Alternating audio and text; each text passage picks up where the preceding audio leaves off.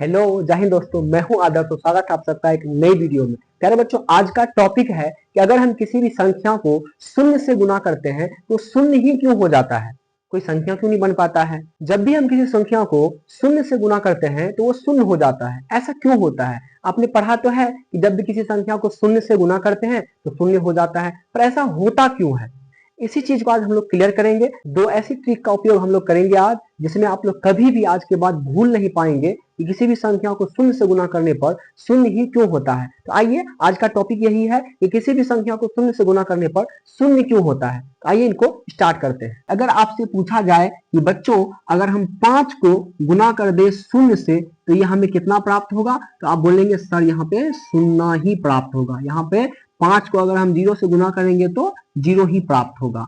मान लीजिए कि हम 4 को गुना कर दे 0 से तो आप बोलेंगे सर ये भी तो 0 ही आएगा।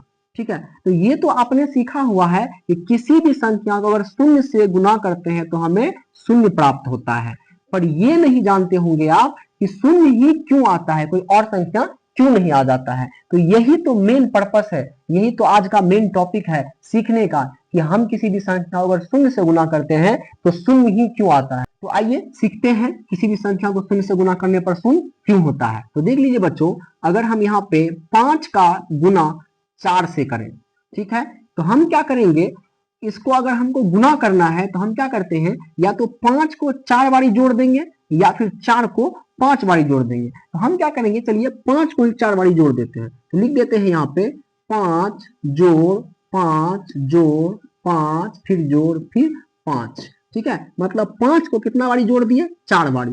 तो 5 1 2 3 4 बारी 5 लिख दिए। ठीक है, अब इनको जोड़ देंगे, 5 5 10 5 15 और 5 20। तो यहाँ पे लिख देंगे हम कितना, 20। अब इनको आप गुना भी करिए, इनको पहरा आता है, जो पहरा जानते हैं इनको आप गुना भी करिएगा तो 5 चौके 20 या 4 पंचे का 20। कहीं लोग के दिमाग में कंफ्यूजन ये ना रह जाए आपके बच्चों कि मतलब सर आपने इनको इनसे ही क्यों गुना किए, इनको भी तो इनसे कर सकते हैं। तो कोई बात नहीं बच्चों, आप इनको भी लिख सकते हैं इतनी बारी, कोई परेशानी नहीं है, आप लिख सकते हैं। ठीक है, अब चलिए एक और एग्जांपल लेके सीखते हैं। मान लीजिए यहाँ पे दिया हुआ है 3 गुना में 5।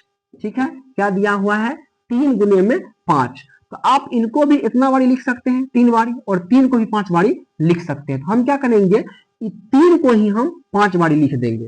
ठीक है, तो लिख लीजिए 3 जोड़ 3 फिर जोड़ फिर 2 3 फिर जोड़ फिर एक 3 फिर जोड़ फिर एक 3 फिर एक जोड़। देख लीजिए 1 2 3 4 और 5, मतलब 3 को हम कितनी बारी लिख दिए, 5 बारी। अब इन सबको जोड़ लेंगे तो देखिए 3 3 6 3 9 3 12 और 3 15। इसका आंसर कितना आ जाएगा, 15 आ जाएगा। ठीक है, मान लीजिए हमने 3 को 5 बारी लिख दिया तो कितना आ गया, 15। अगर आपको पहरा आता है तो 3 पंचे का 15 या 5 तिया का 15। ठीक है, अब मान लीजिए हम 4 को गुना कर दे 1 से, तो हम 4 को कितना बारी लिखेंगे, 1 बारी लिखेंगे। तो 4 को 1 ही बारी लिखेंगे तो 1 ही बारी ये आएगा। ठीक है, अब हम मान लीजिए 5 को गुना करते हैं 0 से। ठीक है, तो 5 को कितनी बारी लिखेंगे, एक भी बार नहीं लिखेंगे। 5 को कितनी बारी लिखेंगे, एक भी बार नहीं लिखेंगे। एक भी बार नहीं होगा तो क्या होगा, 0 हो जाएगा। जबकि 0 का जो अवधारणा होता है एक भी नहीं होता है, तो 5 को एक भी बार हमको नहीं लिखना है। तो जब हम 5 को 0 से गुना किए तो कितना आ गया, 0 आ गया। बिल्कुल समझ गए होंगे आप। तो इसी तरीके से हम किसी भी संख्या को शून्य से गुना करें, अगर हम 5 को गुना करें शून्य से तो 0 आ जाएगा, 8 का गुना करें शून्य से तो भी 0 आएगा, 9 का गुना करें 0 से तो भी 0 आएगा, 100 का गुना करें 0 से तो भी 0 आएगा। ठीक है, ऐसे ही अगर हम किसी भी संख्या का शून्य से गुना करते हैं तो हमें शून्य ही प्राप्त होता है। इनको एक और एग्जांपल लेके सीखते हैं ये कैसे होता है। ठीक है, तो मान लीजिए यहाँ पे हम लिखते हैं 5 और गुने का 4। ठीक है, तो यहाँ पे हमने क्या लिखा है, 5 गुने का 4। ठीक है, तो हम क्या करेंगे, 5 लकीर देंगे, 1 2 3 4 और 5 लकीर दे दिए। अब क्या करेंगे, हमको 4 बार 4 यहाँ पे लिखा है, 4 बार ऐसी लकीर देना है। लिख दीजिए 1 2 3 और 4। अब हम क्या करेंगे, जहां जहां पे ये बिंदु कट रही है, मतलब जहां जहां पे कटान बिंदु है, इनको हम गिन लेंगे। तो गिन लीजिए 1 2 3 4 5 6 7 8 9 10 11 12 13 14 15 16, 17, 18, 19 और 20। मतलब जब हम 5 को 4 गुना किए थे कितना आ गया? 20 आ गया। ठीक है बच्चों, अगला देख लीजिए, अगर हम 4 को गुना कर दे 3 से तो क्या आएगा? वही करेंगे, हम पहले 4 लकीर देंगे तो 1, 2, 3 और 4, और यहाँ पे ये लंबा लकीर है कितने बारी देंगे? 3 बारी, तो दे दीजिए 1, 2 और 3 बारी। अब हम क्या करेंगे? फिर से कटान बिंदु को गिन लेंगे, तो 1, 2, 3, 4, 5, 6, 7, 8, 9, 10, 11 और 12। मतलब कटान बिंदु कितना हो गया? 12। तो मतलब 4 त्रिका 12 हो गया।